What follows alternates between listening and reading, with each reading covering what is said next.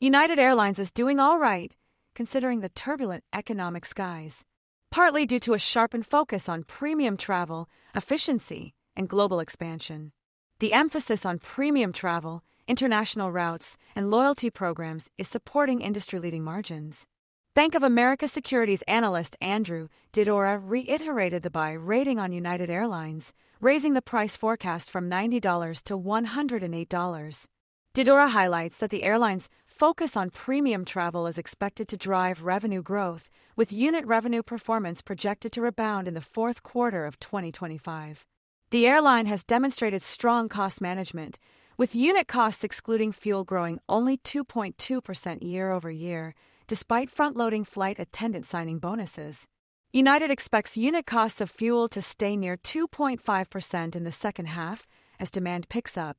Network operations have contributed to its efficiency, with capacity climbing 5 to 6%.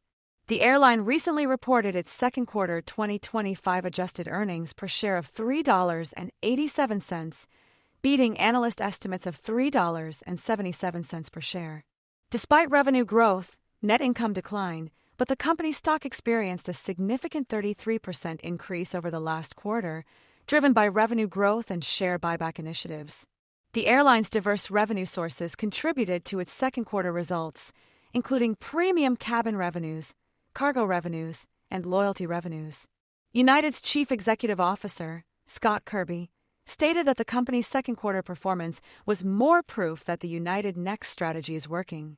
United anticipates less geopolitical and macroeconomic uncertainty in the second half of 2025, with demand inflection beginning in early July.